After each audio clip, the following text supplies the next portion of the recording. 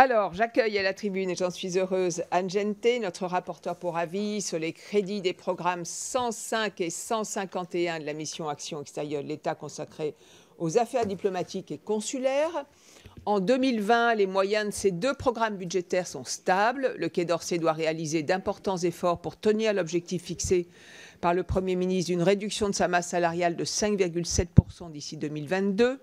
Les économies réalisées seront réaffectées vers de nouveaux projets dirigés vers l'action multilatérale de la France, la modernisation de l'administration consulaire et la diplomatie culturelle.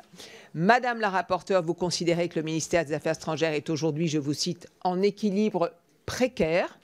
Selon vous, la performance de notre diplomatie, permise par le dévouement des personnels, ne doit pas conduire à la fausse conclusion selon laquelle il serait possible de renforcer les efforts demandés au Quai d'Orsay. Nous vous suivons là-dessus, Madame la rapporteure. Vous approfondissez plusieurs sujets importants, dont celui de la féminisation du personnel diplomatique. Je rappelle que le Quai d'Orsay a fait l'objet l'année dernière d'une sanction de 450 000 € pour le non-respect des objectifs de primo-nomination féminine dans l'encadrement supérieur de l'État, fixés par la loi Sauvadet de 2012. Le Quai d'Orsay a encore beaucoup de chemin à faire pour promouvoir des femmes à des postes à responsabilité et faire émerger les talents féminins qui existent nombreux.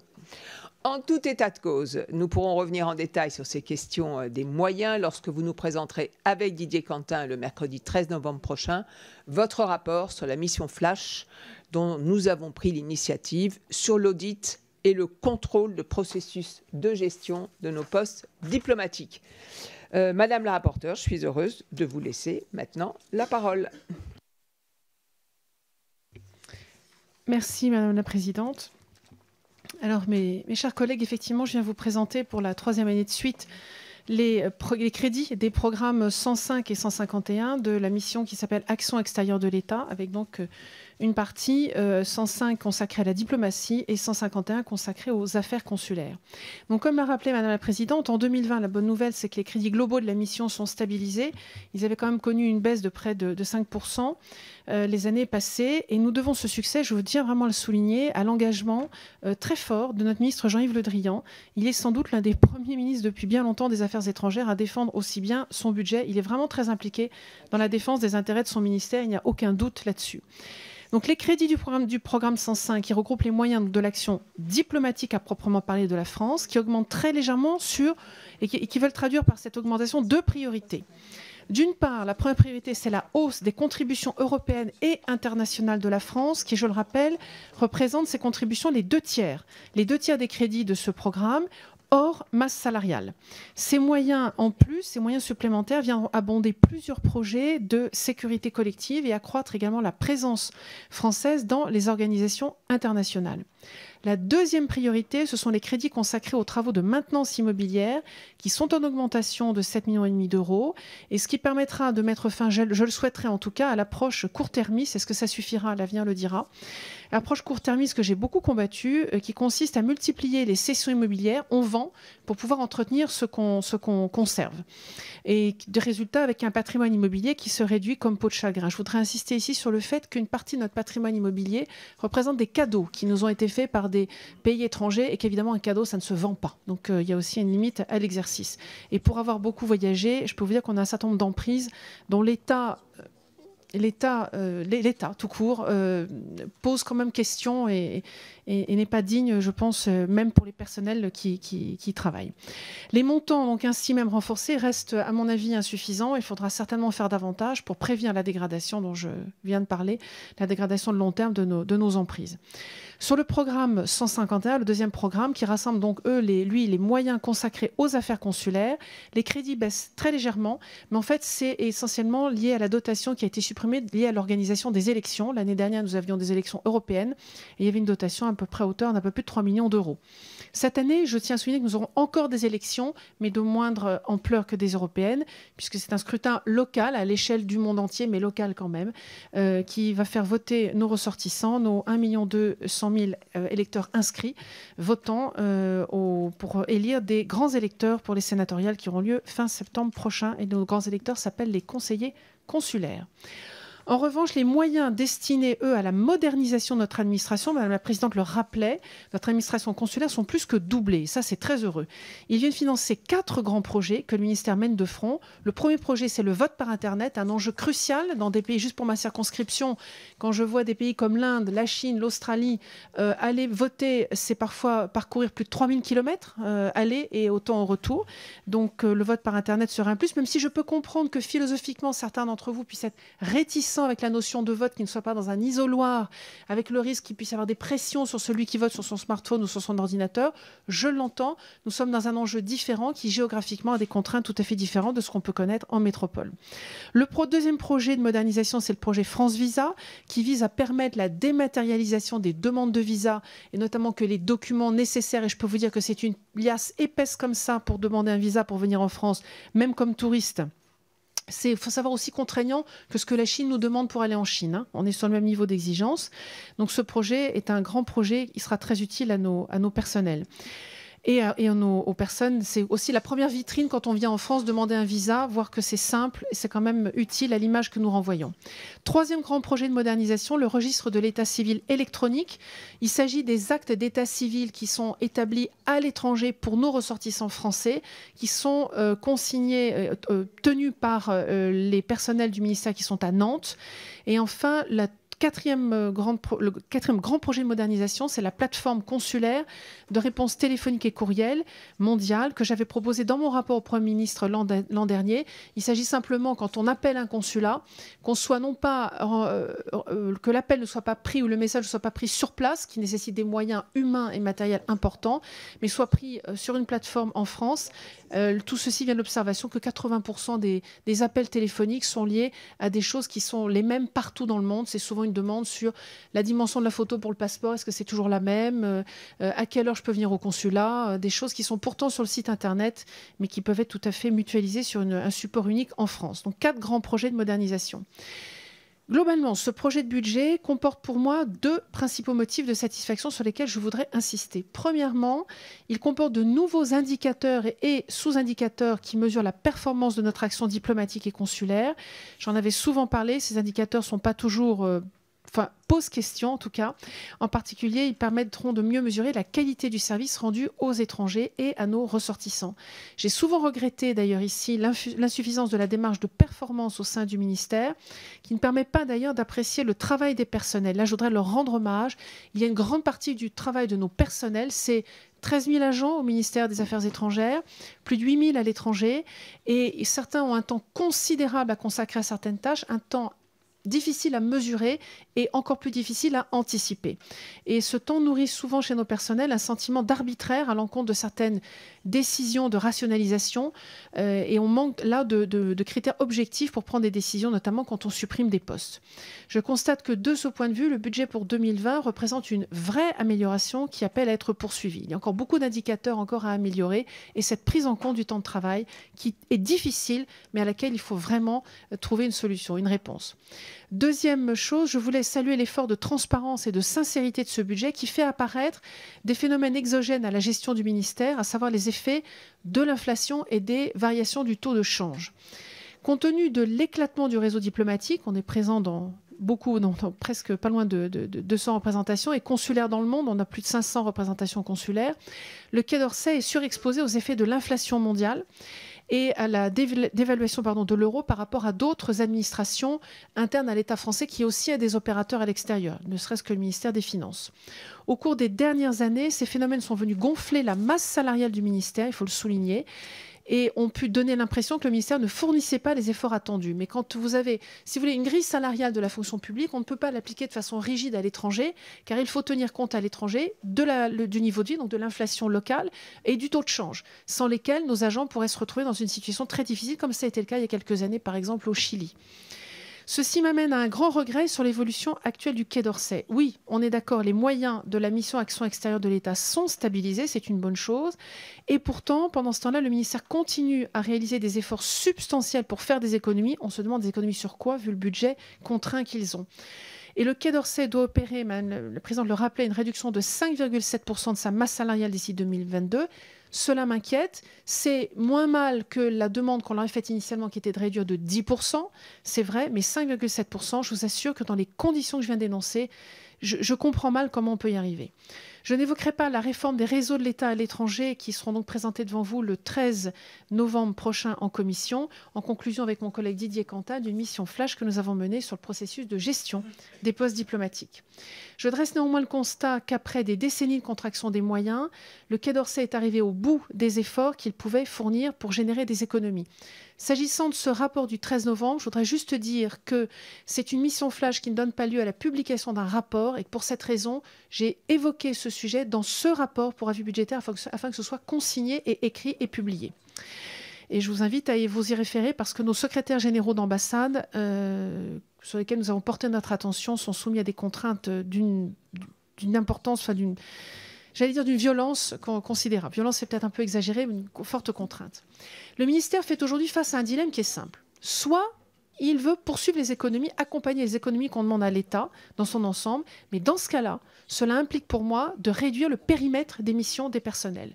Soit il maintient le périmètre de mission de ses personnels, et alors dans ce cas-là, il faut faire fin, ou il faut mettre un terme à ces efforts financiers qui lui sont demandés. On ne peut pas faire les deux à la fois. En l'absence de décision, ce sont les personnels qui souffriront, et à plus long terme, la politique étrangère de la France aussi. Je me suis beaucoup posé la question de savoir pourquoi le Quai d'Orsay a toujours été le perdant dans les arbitrages budgétaires. Je pense finalement que cette situation est due à son attitude constante de bon élève, qui finalement, au bout du compte, grogne un peu, mais obtempère.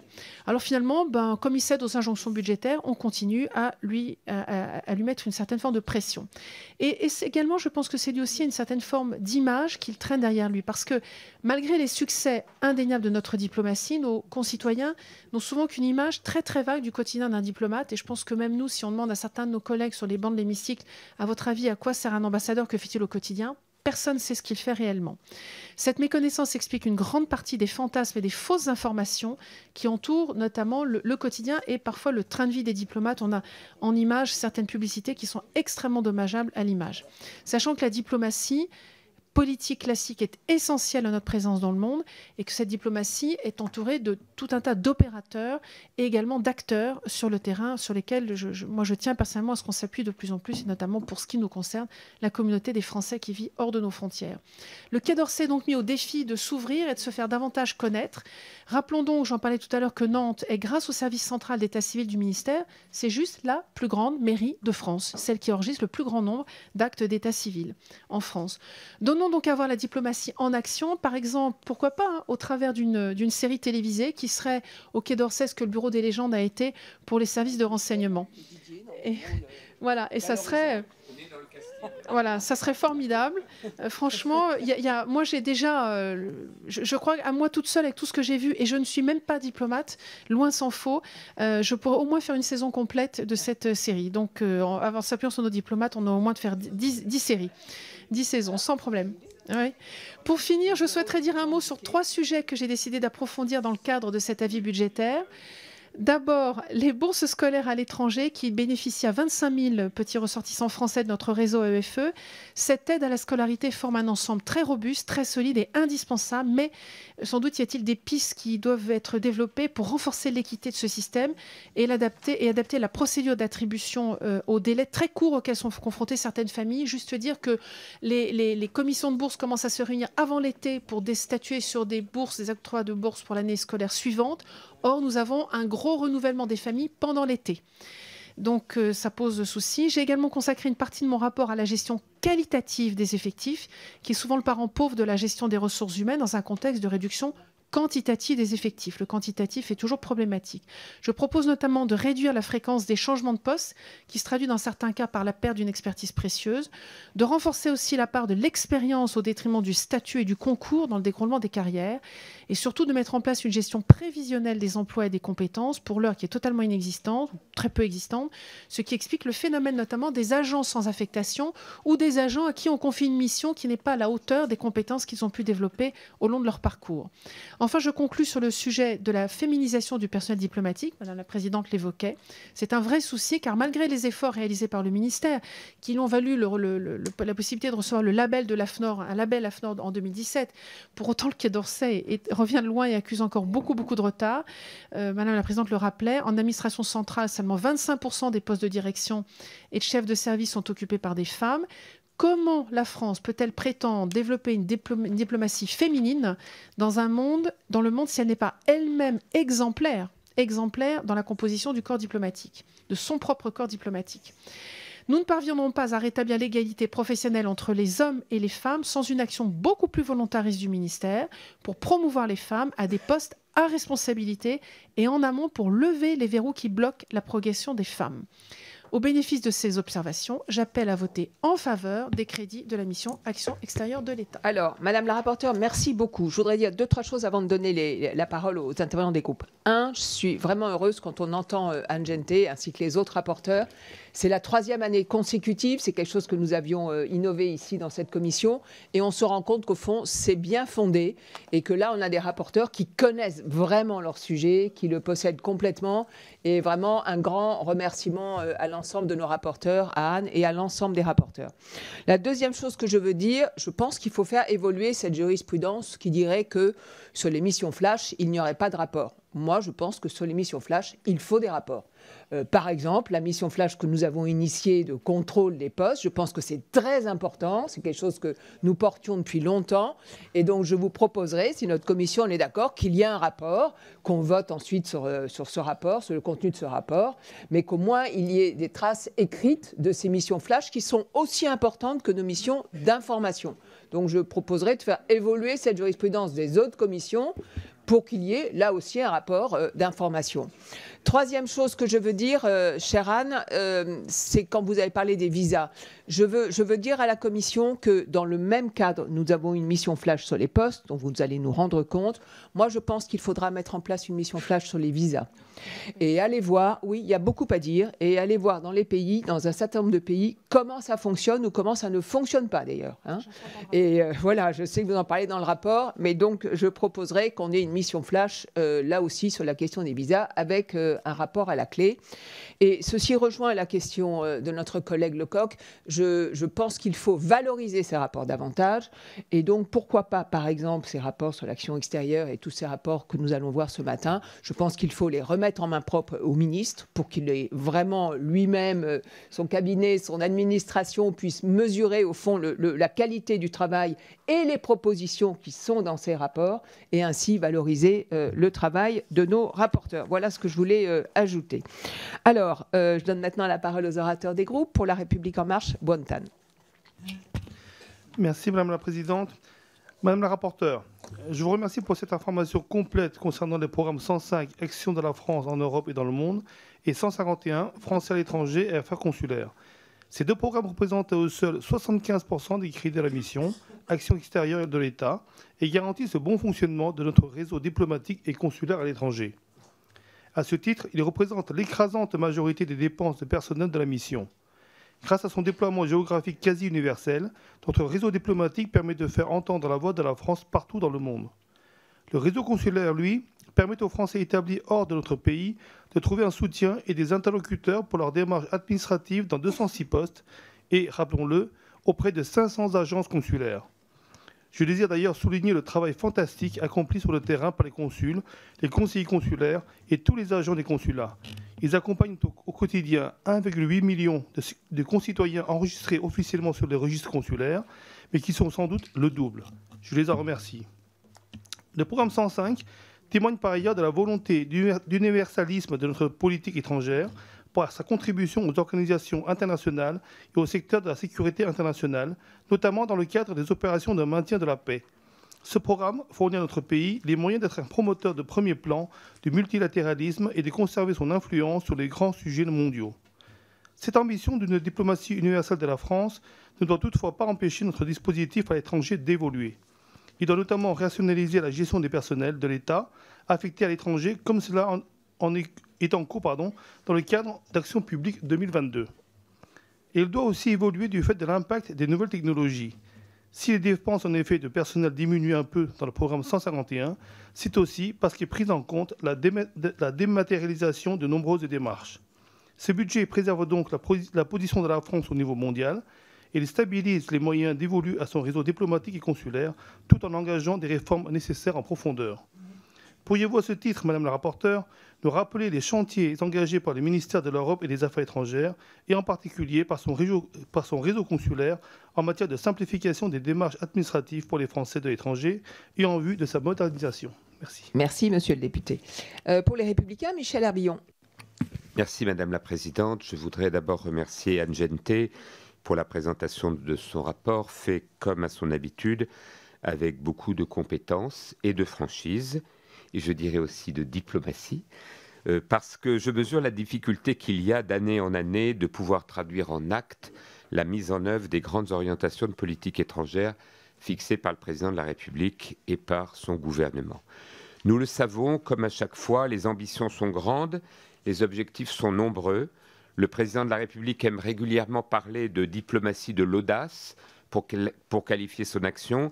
Et là, ce que l'on peut constater à la lecture du budget 2020 de la mission Action extérieure de l'État, c'est une fois encore le décalage entre les paroles présidentielles et les actes concrets.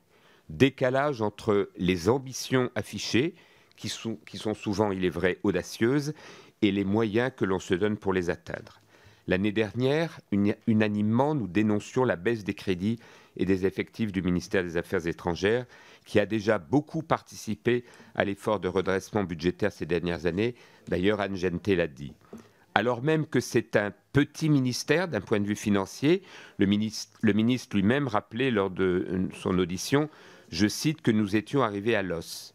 Donc aujourd'hui, on ne peut que se féliciter, enfin, que le budget de l'action extérieure cesse de baisser et qu'il soit à peu près stabilisé, même si les effectifs continuent de baisser, 81 suppressions de postes. Mais pour autant, les difficultés que nous évoquions l'année dernière sont toujours présentes.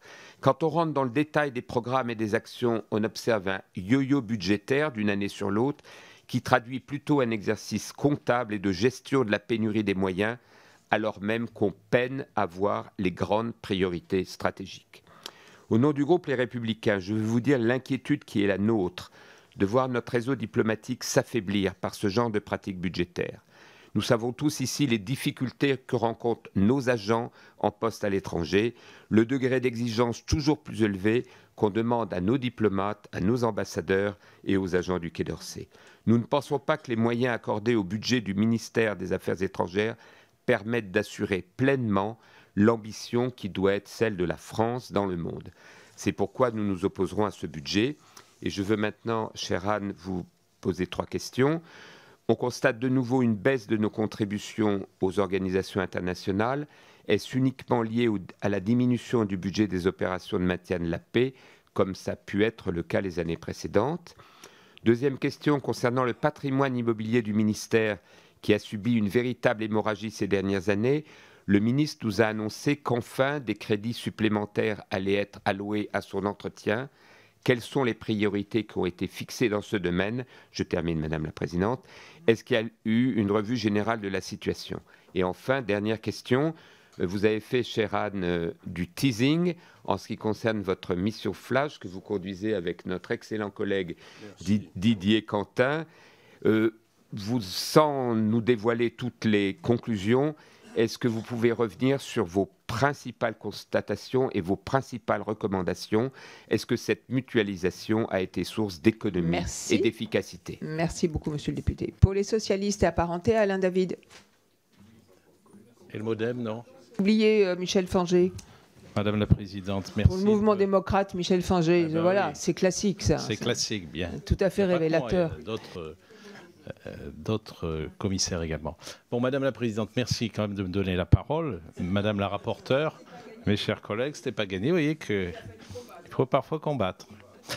La mission que nous examinons revêt un caractère extrêmement important car elle traite de la machine diplomatique française.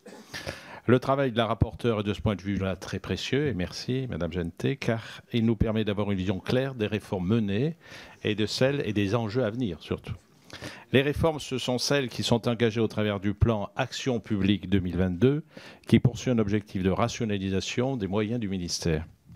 Beaucoup a été fait par le ministère de l'Europe et des Affaires étrangères, et ce, depuis longtemps.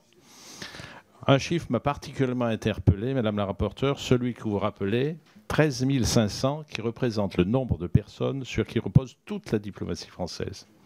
À l'heure où notre diplomatie est appelée à investir de nouveaux terrains d'action, à voir ses missions considérablement évoluer, je crois qu'il nous faudra nous interroger sur la réduction du nombre d'équivalents temps plein, 160 en 2019, 81 supplémentaires en 2020. À l'échelle du personnel du ministère, on voit bien que cela est loin d'être négligeable. Si des économies, c'est vrai, doivent être recherchées, nous devrons être très vigilants à ne pas compromettre dans le même temps notre présence physique sur le terrain. C'est la base de toute diplomatie, surtout lorsqu'elle se veut d'influence. Vous le soulignez, Madame la rapporteure, le nombre des missions exercées par nos diplomates est trop important et si cela peut avoir des effets attendus bénéfiques, bien sûr, je pense notamment à l'extension du pouvoir des ambassadeurs, il faut aussi mesurer que cela implique pour le personnel administratif, dont les charges sont plus lourdes, avec le transfert des fonctions de gestion des autres ministères. Nous saluons par ailleurs les efforts faits par le ministère pour fidéliser et soutenir son personnel, entre autres grâce à des rémunérations plus importantes. Notons aussi des améliorations concrètes de services auprès de nos concitoyens qui seront développées du fait de l'augmentation du budget global du ministère, le vote par Internet, la plateforme consulaire de réponse téléphonique et courriel mondial, le projet France Visa ou encore la mise en place du registre de l'état civil électronique. Le groupe Mouvement démocrate et apparenté salue l'activité du ministère et les efforts auxquels son personnel consent pour ces missions supportées par les crédits présentés, et bien sûr que notre groupe soutiendra. Merci beaucoup, monsieur le député, et avec encore à nouveau toutes mes excuses. Pour les socialistes apparentés, Alain David.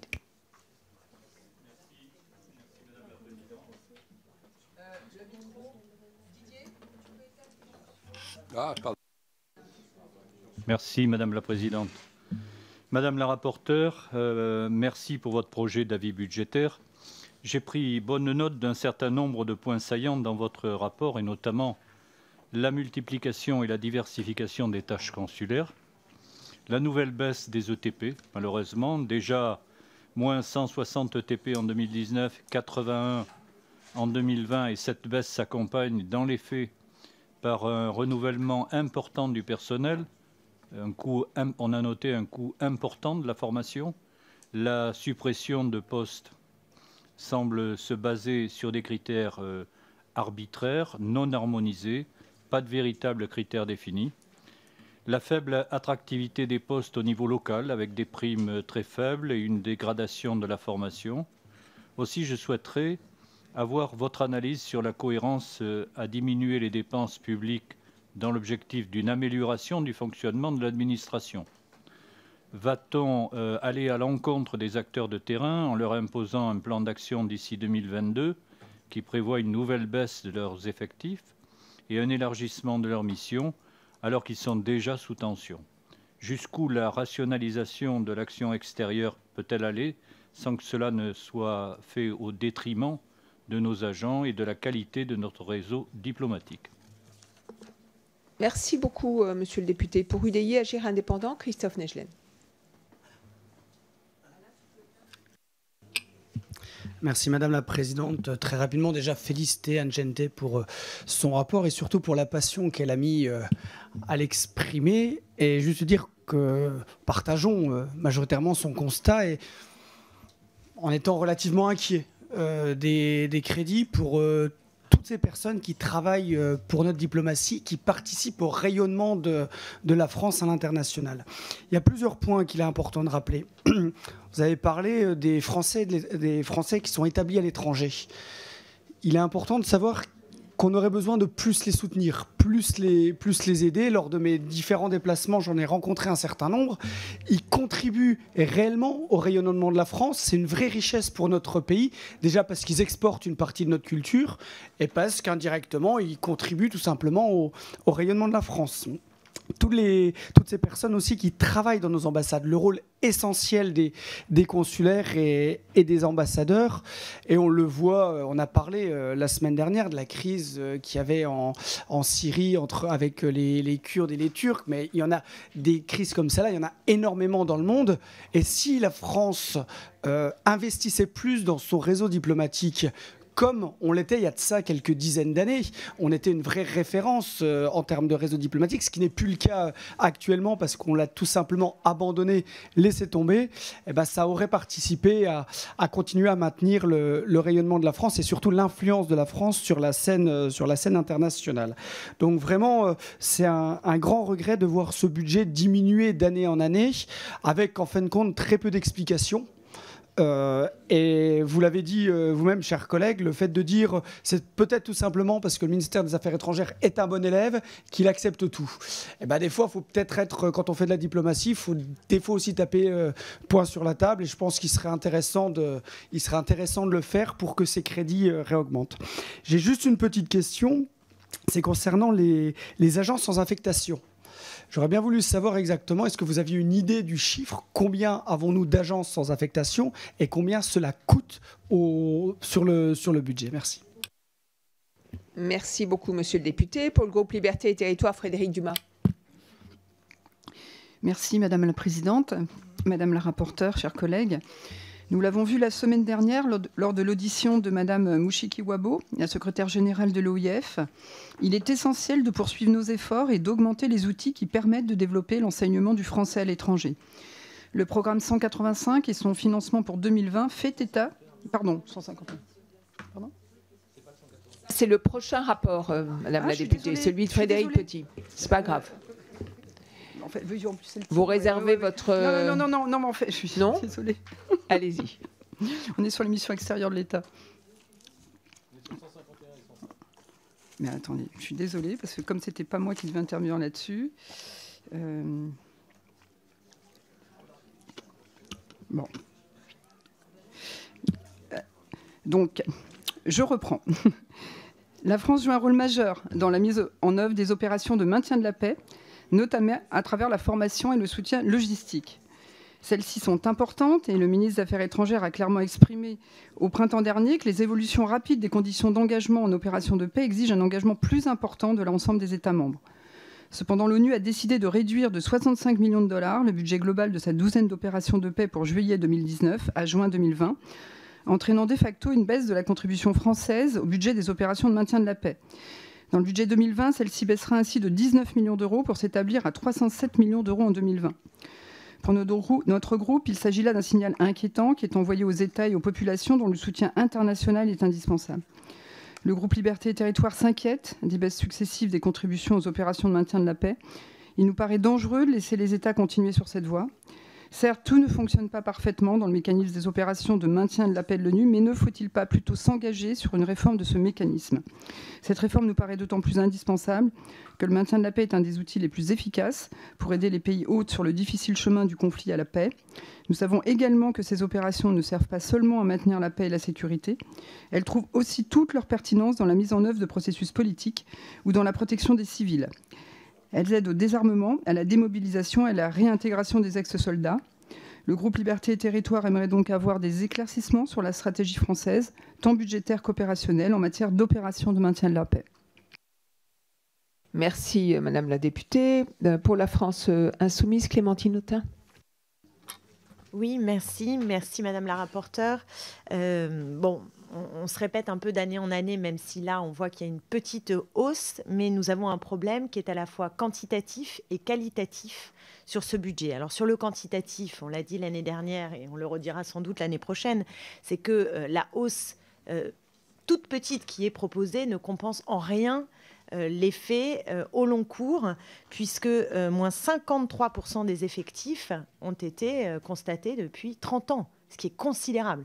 Donc même si on fait une petite hausse à 2%, c'est évidemment très très loin d'inverser franchement la courbe, qui est une courbe à la baisse, surtout pour les emplois, si l'on considère qu'à l'horizon 2022, on a moins 10% d'effectifs qui doivent être sabrés. Donc c'est très inquiétant, les personnels de ce corps diplomatique s'en inquiètent et à raison. Et donc moi je voudrais dire que nous défendons une politique d'abord adossée sur la diplomatie, avant tout adossé sur la diplomatie, et donc il faut un corps diplomatique solide, nourri, qui permette d'être le bras armé, si j'ose dire, justement pour sortir de la logique de la guerre, mais le bras armé d'une politique qui est une politique davantage tournée sur la négociation, la paix, et non pas sur la logique de guerre. Par ailleurs, il y a un souci qualitatif et qui là dépend véritablement du choix du président de la République et de ce gouvernement, puisque, outre la mission de la culture de résultat, mais qu'on avait déjà un peu avant, espèce de pression permanente sur les salariés, puisqu'il s'agit toujours de faire plus avec moins, donc ça crée nécessairement de la tension et une espèce aussi de bureaucratisation, parce qu'on demande beaucoup d'évaluation, et ce n'est pas propre au corps diplomatique, c'est en règle générale, accompagnant ces mesures d'austérité, on voit bien qu'on a une pression sur les fonctionnaires de l'État. Mais je dirais qu'il y a un autre souci, je voudrais vraiment interpeller notre commission là-dessus, c'est qu'on demande maintenant aux diplomates d'être les chefs de file de l'expansion économique de la France. Donc ça veut dire très concrètement qu'il va falloir qu'ils établissent des listes de 10 contrats prioritaires, il va falloir faire remonter toutes les 8 semaines le point d'avancée sur les négociations là-dessus, et lors du discours d'Emmanuel Macron aux ambassadeurs le 27 août 2019, le président de la République a réitéré ce souhait en faisant de l'appui aux entreprises françaises une priorité.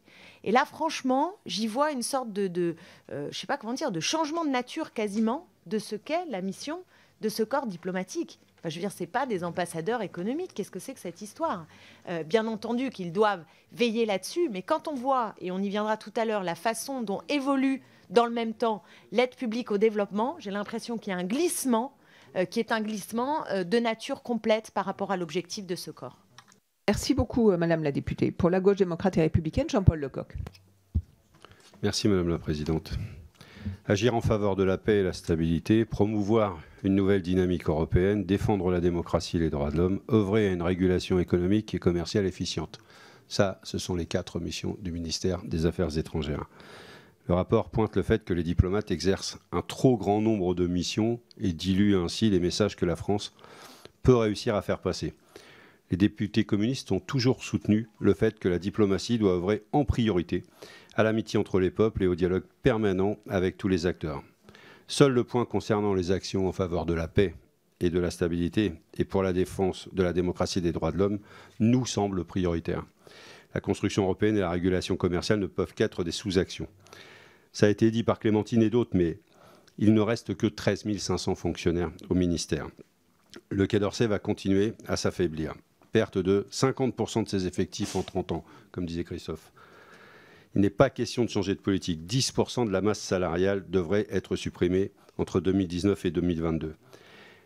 Mais il y a pire dans la méthode.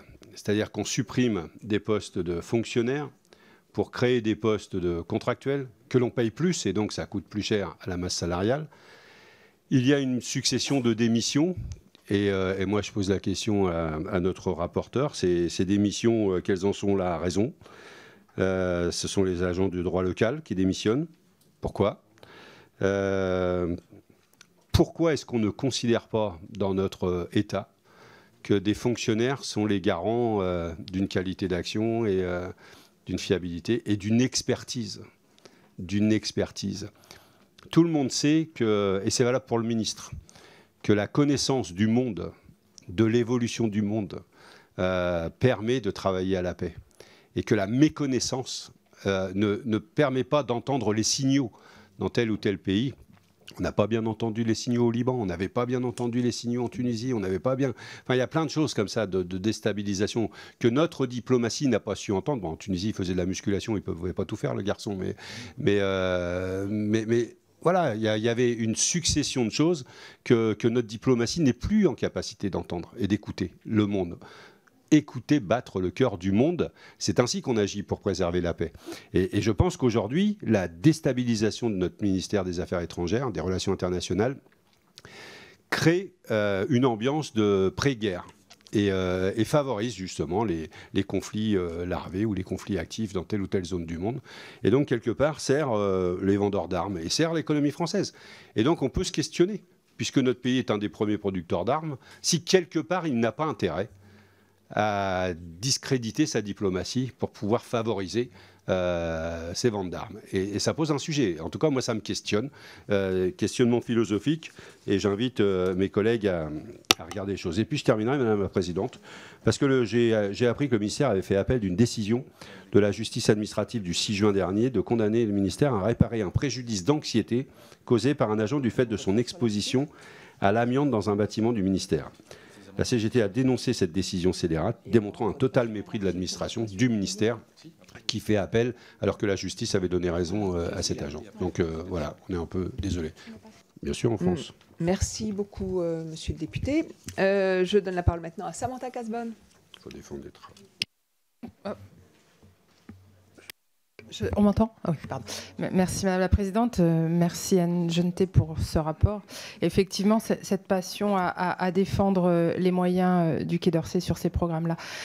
Moi, j'aimerais revenir sur un point qui vous tient autant à cœur qu'à moi, qui est les bourses et leur financement, et donc ce budget.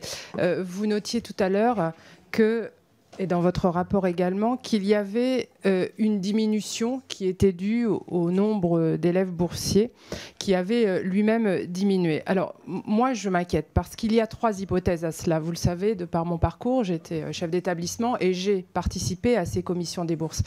Et voir le nombre d'élèves diminuer et donc le budget des bourses, moi, en tout cas, me pose question.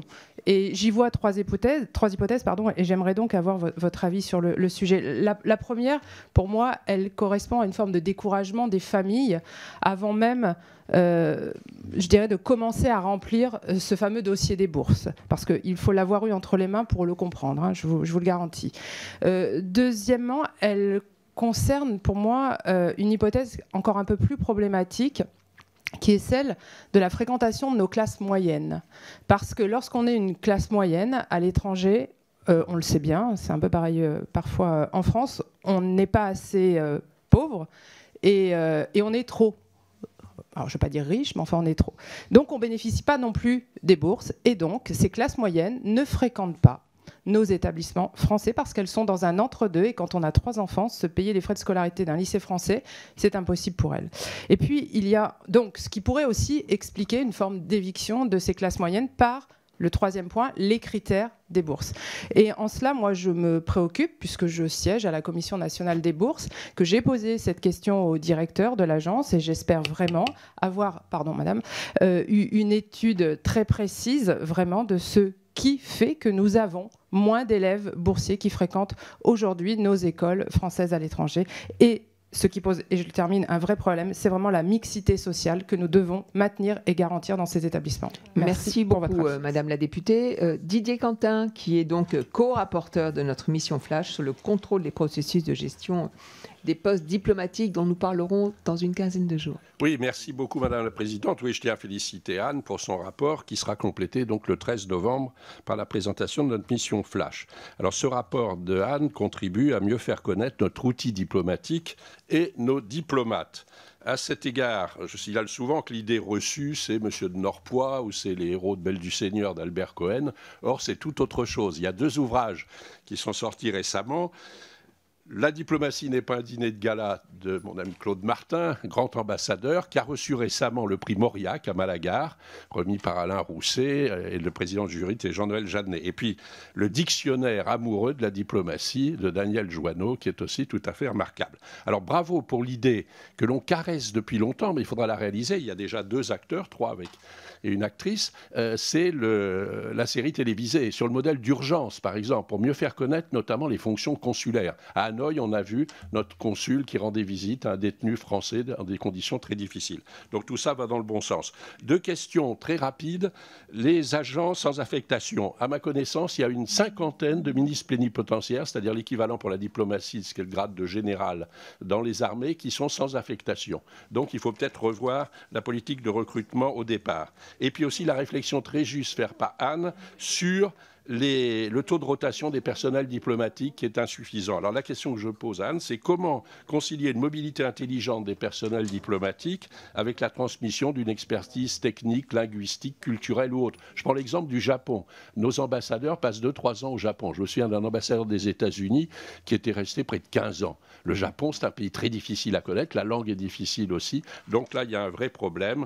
Et puis, enfin, comment arriver à concilier les missions de la jeune direction de la diplomatie économique avec ce que fait par ailleurs le Trésor, les opérateurs de l'État tels que Business France et Atout France. Merci beaucoup, monsieur le député. Voilà de bonnes questions, oui. Pierre Cabaret. Pardon. Merci, Madame la Présidente. D'abord, je souligne, et je veux dire à Anne, toute l'estime que j'ai, non seulement pour elle, mais pour son rapport, qui est fort intéressant. Mais je voudrais revenir sur une chose qui me paraît extrêmement importante, ce sont les visas. Les visas, on le sait, c'est la première porte pour nos échanges commerciaux. Évidemment, c'est une porte aussi pour les échanges de tourisme. Mais je crois qu'il y a urgence, effectivement, pour ces visas, et urgence d'assouplir les choses, parce que quand on voit nos échanges avec, par exemple, l'Asie centrale, la difficulté qu'ils ont à pouvoir rentrer en France, alors que nous n'avons pas de visa pour aller les rencontrer, alors qu'aussi et également, il y a les visas qui sont donnés par certains pays européens, dont l'Allemagne, qui sont beaucoup plus facilement acceptés par ces pays-là. Donc nos échanges commerciaux arrivent à en souffrir. Et je crois qu'il est vraiment, vraiment majeur de faire ce rapport flash, mais je dirais rapport flash, mais surtout rapport urgent à faire. Merci. Merci beaucoup, monsieur le député. Bérangère Politi. Merci, Madame la Présidente, et merci également, Madame la rapporteure, qui chaque année nous fait un bilan très précis et sincère sur ces politiques qui sont importantes. Moi, j'ai simplement une question à poser qui concerne la directive du Conseil européen 2015-637 qui établit les mesures de coordination et de coopération nécessaires pour faciliter la protection consulaire de nos concitoyens de l'Union européenne. La France s'est engagée dans une politique de mutualisation du réseau diplomatique. Vous en faites état dans votre rapport, et notamment de ces coopérations entre la France et l'Allemagne. Ça semble un petit peu timide. Quels sont les autres pays avec lesquels la France s'est engagée pour aboutir à ces coordinations, ces coopérations qualifiées de nécessaires par l'Europe?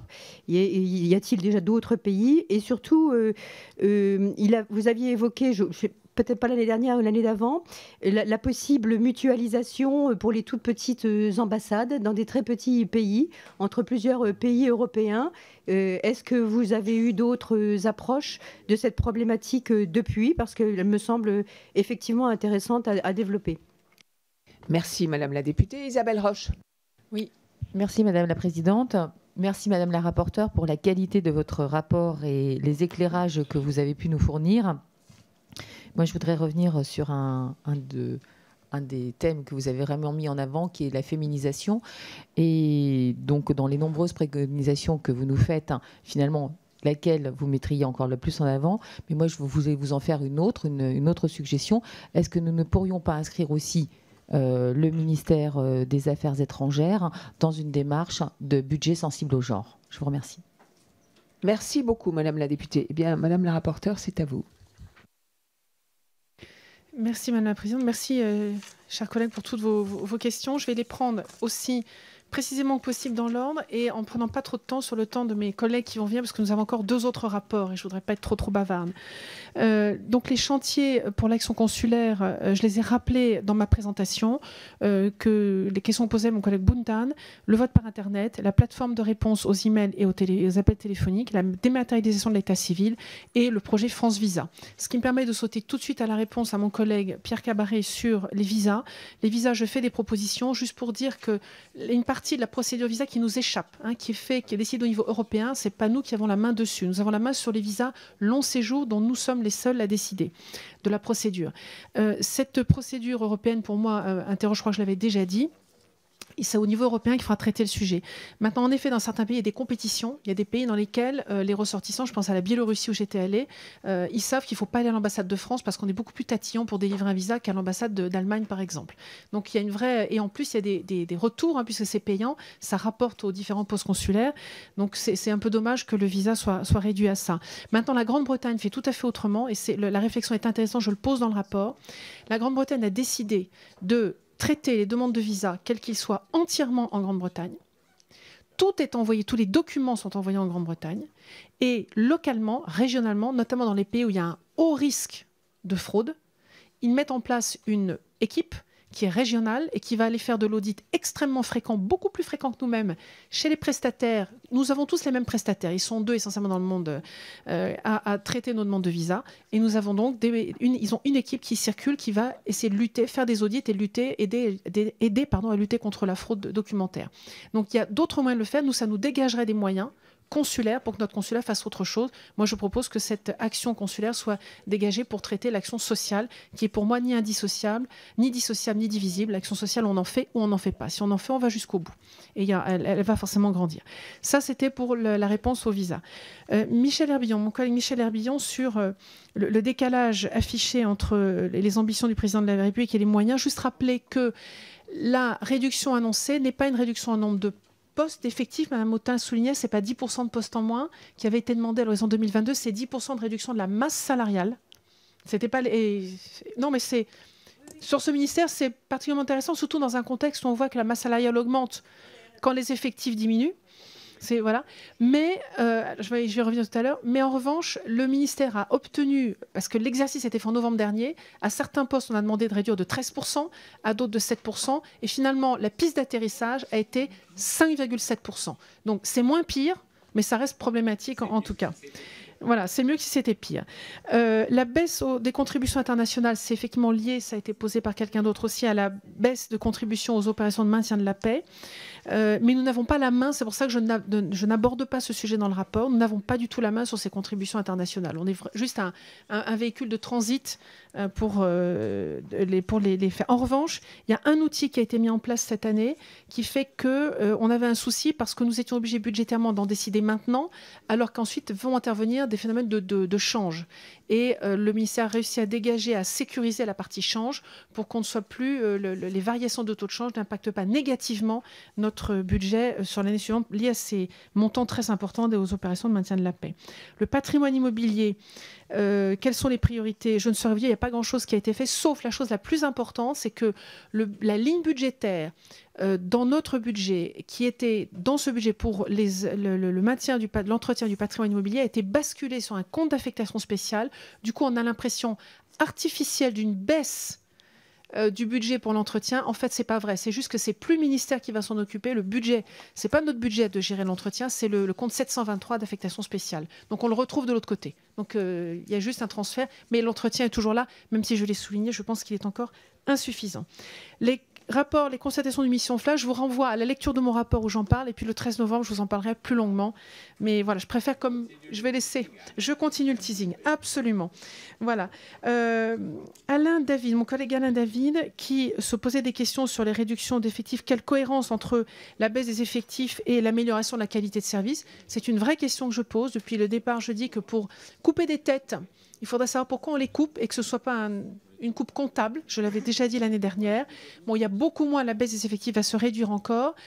On n'aura plus que 80 baisses de diminution de postes l'année prochaine, en 2020. C'est toujours trop à l'échelle de ce ministère, sauf si on modifie le périmètre des missions. Et pour moi, je viens de donner un exemple. je pense que le traitement des demandes de visa et des demandes de passeport, puisque la Grande-Bretagne le fait aussi pour ses passeports, un certain nombre d'actes qui relèvent du consulaire, qui n'ont plus de raison d'être traités dans les postes, qui gagneraient et en temps, et en efficacité, et en qualité, et en moyens dégagés pour faire autre chose dans nos postes. Donc ça, franchement, allez, si vous avez l'occasion dans un service visa un jour, vous verrez, c'est vraiment terrible. Et les services services aux Français aussi, c'est compliqué. Alors, les agents sans affectation, ça a été posé par mon collègue Christophe Negelen et puis je crois Didier Quentin aussi. Alors, précisément, c'est bien répertorié.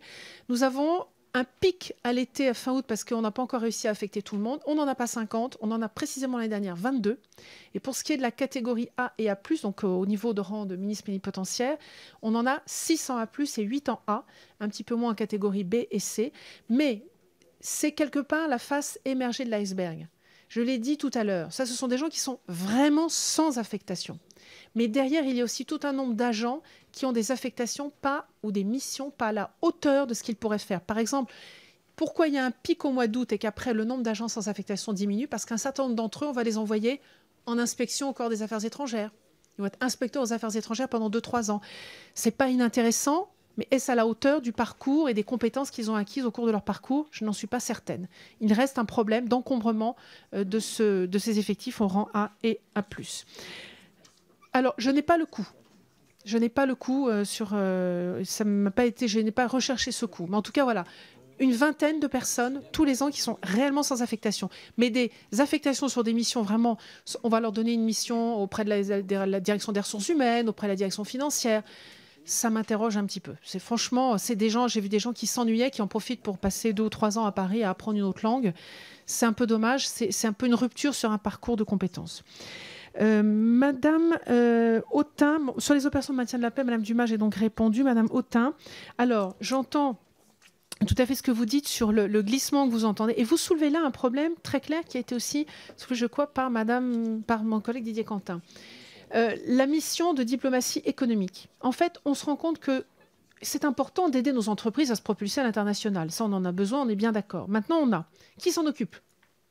Business France, la BPI, l'AFD, les régions, on a les chambres de commerce en France, les chambres de commerce à l'étranger, on a maintenant notre diplomatie économique. On a beau avoir mis en place une team France Export qui est une bonne chose, qui commence à rationaliser le dispositif, il n'en reste pas moins qu'il y a quand même, il reste une multiplicité d'acteurs et on peut légitimement se poser la question de l'efficacité. Et quand on compare effectivement les 4 objectifs qu'a rappelé Jean-Paul Lecoq, qui sont très précis, et qu'on met ça à côté d'une feuille de mission d'un ambassadeur, il y a un petit décalage et nos ambassadeurs, on leur demande tout, parce qu'on leur demande aussi maintenant de faire la diplomatie féminine, de faire la diplomatie de l'environnement, de faire la diplomatie de la technologie. Donc moi, je l'ai soulevé, je pense qu'il y a une dispersion avec un risque de ne pas être suffisamment efficace. On en vient, pardonnez-moi la comparaison, enfin non, je ne vais pas la faire parce qu'elle serait dégradante. Donc en tout cas, à faire trop de choses, on fait les choses chacune individuellement moins bien, c'est certain. Néanmoins, je voudrais souligner là, et c'est important de le rappeler, on a une diplomatie avec des diplomates, j'ai rencontré des gens, il y a de tout, mais des diplomates qui sont juste incroyables. Maintenant, il est vrai, il y a quelques signaux faibles, on l'a vu sur plusieurs théâtres, qui n'ont pas été observés, qui n'ont pas été vus. Alors moi, personnellement, je plaide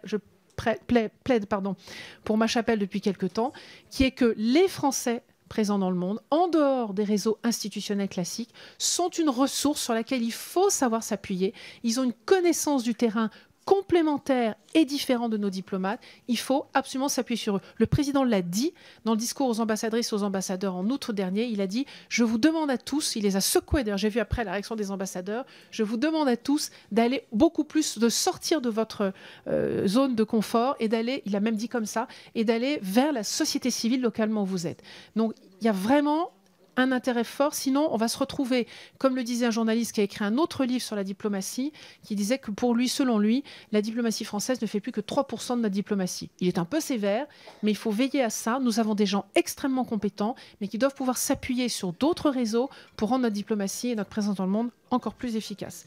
Voilà les réponses. Alors ça, c'était pour les orateurs de groupe. Et pour finir sur les différents intervenants, Madame Casbonne, sur les bourses scolaires.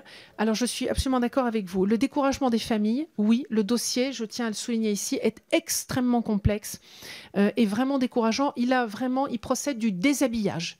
On met vraiment les gens à nu sur leurs ressources, leur mode de vie, leur vie de famille. Il faut savoir que dans certains pays, du fait de la crainte légitime de la fraude, on va voir sur place comment les gens vivent, c'est vraiment extrêmement inquisiteur. Où le curseur doit-il être placé? C'est une question qu'il faut vraiment se poser. Et le risque de la menace sur la mixité sociale, alors ça, je vous rejoins complètement.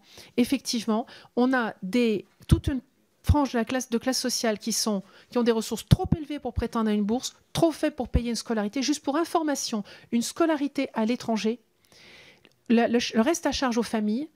Dans les lycées, les meilleurs marchés, je pense par exemple à celui de Pondichéry, c'est 1 500 € l'année, ce qui peut vous paraître déjà beaucoup.